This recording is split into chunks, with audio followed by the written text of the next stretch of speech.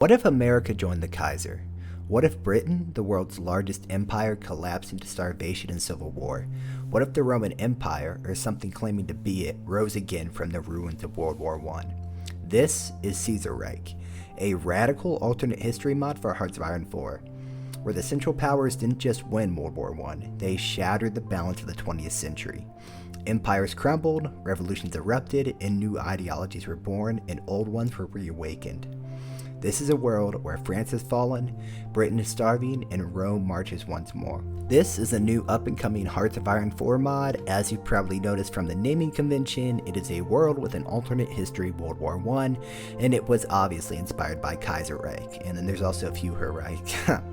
I just pretty recently learned about this mod from some Reddit forums. It's not out yet, and people are sort of estimating it will be out at the end of the year, maybe early next year. But I still thought it'd be pretty fun to go over the lore and universe of Caesarreich and just start to look forward to the new world that we're going to get to change and experience. So first, let's start off with the divergence point, which, if you're unfamiliar, is basically just where the world at large changed from our timeline in alternate history. In every alternate history world, the timeline, unless specifically said otherwise, is exactly the same up until a point where everything changes. That is the divergence point, where our world and the alternate history world separate. The divergence point in Caesarreich begins in 1915. The British Royal Navy, in a disastrous decision, sinks the SS Red Cross, a US vessel carrying doctors and medical supplies. This is flipping on its head what actually happened in World War I, where the Germans' unrestricted submarine warfare sank the Lithuania, which caused the American public to get upset at Germany and clamor for war. In this timeline, the UK is the one who used unrestricted submarine warfare and earned the ire of the Americans. President Theodore Roosevelt is furious, declaring war on the Entente, and the United States joined the Central Powers. And with that, history is changed forever. Although I will mention, if you are a bit of a history buff, you probably picked this up. Theodore Roosevelt was not president in 1950. It was Woodrow Wilson. So clearly the timeline has been altered somewhat before this moment. I can't really find any information on the subreddit or Discord about it. Maybe I didn't look hard enough. I don't know. So, maybe it's Teddy Roosevelt's fourth term. Maybe he just ran for president later in life. We don't know. But with fresh American manpower and industry, the tide turns and the Entente falters. France collapses, Britain faces total blockade and starvation, and Russia retreats in disarray. In early 1919, the Treaty of Lutzeburg is signed, and the Entente has lost. The world is no longer theirs to control and shape. But peace is fragile, and what follows isn't triumph, it's total chaos across the whole world. So I want to go across from each country to each country, just sort of talk about what their new world looks like and what has happened. The mod starts you off in 1936. So America comes out of the war pretty much in total victory. It gains League of Nations mandates across the Pacific, it seizes parts of Canada, and it becomes a total global superpower. Domestically, however, it starts to stumble a little bit. After a progressive surge in the 1920s, Calvin Coolidge is elected president and returns to a more laissez-faire capitalist system, just in time for the stock market crash of 1929. And they did give Calvin Coolidge his credit, much like real life and his real-world political beliefs. He decides to do nothing to help the American people or businesses. And with that, he loses his election to John Nance Garner, who wins in 1932. But just like Calvin Coolidge, he can't stop the bleeding. The United States is powerful, but politically paralyzed and economically unstable. The UK, Britain is utterly humiliated. The Treaty of Lutzeburg strips away its empire, and famine sweeps across the entire island. Thousands flee to the Dominions or even to former colonies in the US. In Scotland, radical leftists inspired by the Austro-Hungarian communist revolutionaries launch an uprising, and Parliament fails to contain it. In 1923, a military coup dissolves democracy. By 1928, the British Army has completely retreated from Scotland, which becomes a new workers' republic. The remnants of Britain are ruled by a military junta that increasingly turns to antiquarian nationalism. which I will explain later in the video. I know I'm throwing a lot at you. Mimicking what Italy is doing in a desperate bid for legitimacy. In 1936, the military general in charge of England is dying and the King George is sidelined. The old order is gasping for air and England is more militarized, brutal, and desperate than ever. France. France is completely shattered, defeated, and stripped of its colonies and completely politically broken. A failed socialist uprising in 1919 was crushed only with the help of German intervention. But the embers of a revolt and anguish still burn underneath the surface. Communists are growing in power and the nationalists want revenge. And even Italy-backed neo-Roman antiquils are gaining ground. The French Republic is a bit like a pressure cooker. It's going to blow, but nobody knows what ideology will come out on top. Scotland, as I mentioned, is now the Workers' Republic of Scotland, and it is built on a new sort of ideology known as Celtic communism. It's socialism fueled with nationalism, maybe national socialism. No, I'm joking, they're not Nazis. But they do have a socialist doctrine that is much more in line with a strong nationalist pride and culture. But even after winning the war, the country is still in danger. The economy is weak, and the nobility and bourgeoisie are biding their time. And soon, Scotland may be in for another political reckoning. But now, let's talk about Italy and where the name of the mod actually comes from. So, Italy did not get much from the war. The Treaty of Lützburg only gave it minimal territorial gains, and the monarchy is completely powerless. Italy couldn't even beat a collapsing Austro-Hungarian empire. Then came famine in the south. People starved and blamed the monarchy. This was the final insult for the Italian public. Enter Marco Prasil, an army officer turned ideologue preaching antiquarian nationalism. He promised not fascism, but something older and prouder, the rebirth of Rome. In 1935, Prasil and his legionaries marched on Rome and overthrew the monarchy and declared a new Caesar. Italy shed its tricolor for a Roman imperial standard. Now, Rome has risen again. The question is whether or not the world is ready for it. Germany has won the war, but lost the peace so far. The Treaty of Lützburg gave it colonies, client states, and complete global dominance. But 1919 became known in Berlin as the Year of Hell. Revolts in France, interventions across Europe completely drained the economy, and the Great Depression hit hard. Now in 1936, the German Empire is a titan on a pile of powder kegs. Liberals, Spartacists, separatists, all waiting to strike and take their piece of the pie.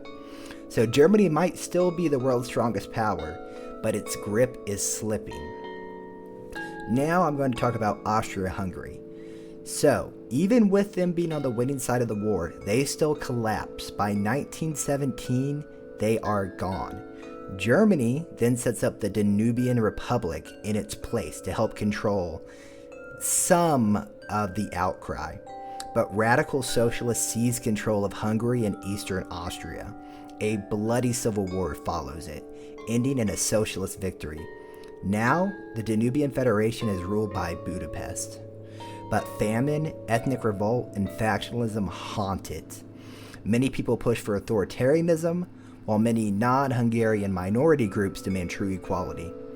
So now it's going to be up to you. Will socialism and the Danubian dream survive, or will the Danubian Empire collapse? Now, after talking about all the countries and their sort of somewhat starting situation, I know there isn't too much information on each country, but again, it's a little hard to find information. Again, you can check the Reddit, you can check the Discord.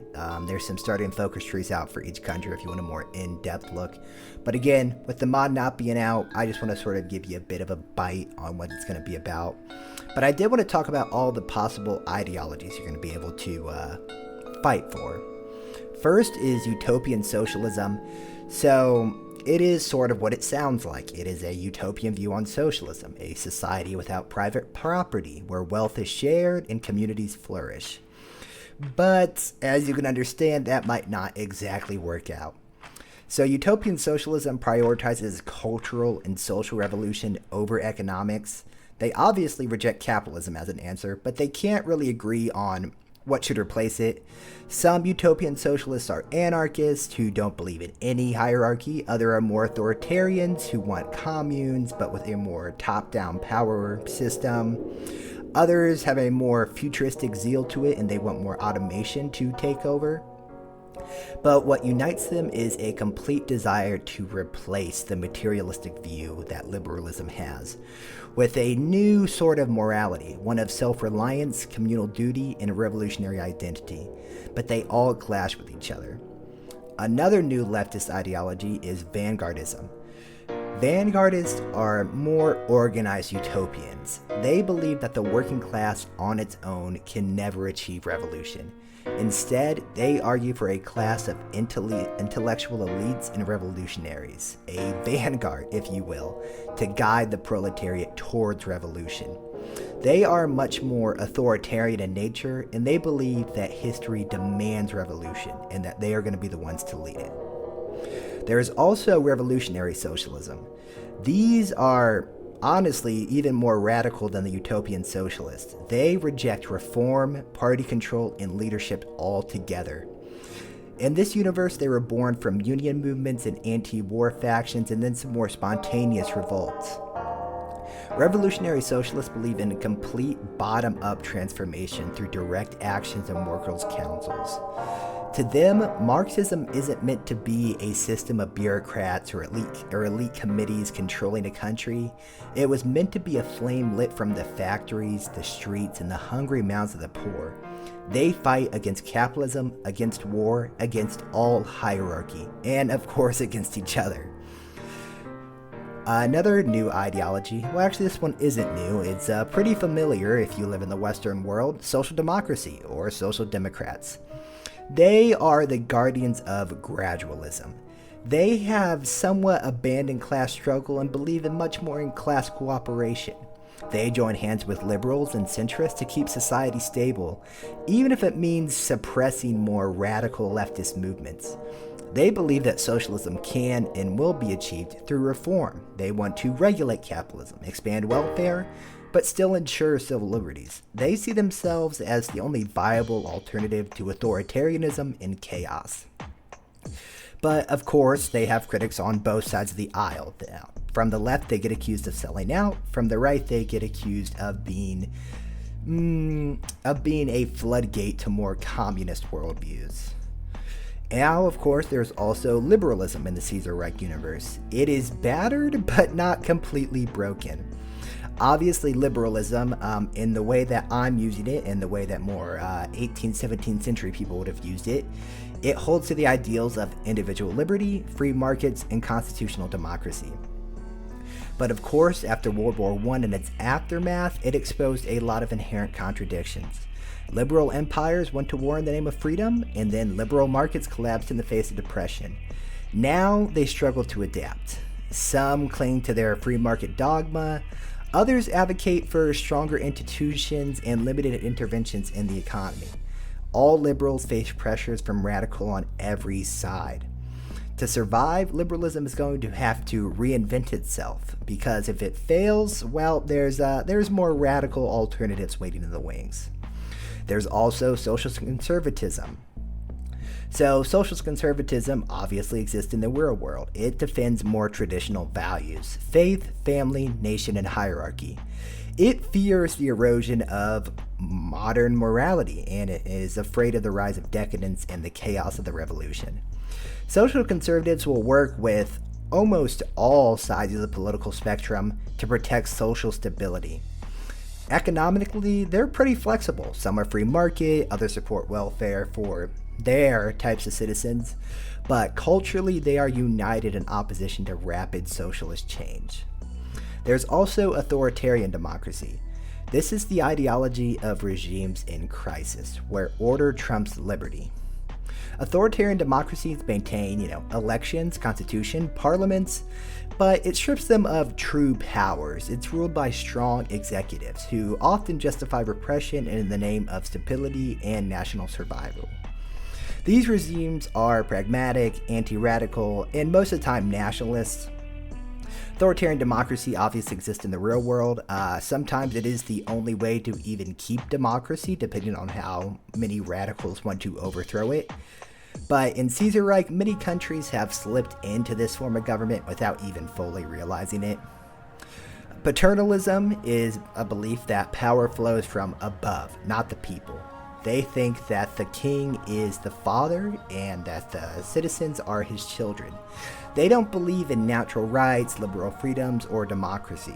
They believe that authority is inherited, not earned. Law is the will of the ruler, and rights are simply privileges granted from him from heaven. Another ideology is ultra-nationalism. This one is much more what we think of as fascism. It sees the nation as an organism, one that has to grow or die. Ultranationalists demand unity, sacrifice, and dominance. They hate socialism and liberalism. They mostly embrace corporatism. Ultranationalism, as I mentioned, is much akin to fascism in our world. They want to merge the business, state, and labor into a single body. Now again, depending on what country you're part of and what sort of ultra-nationalist flavor there is, some might lean into racial or religious superiority, but they all embrace militarism and mass politics.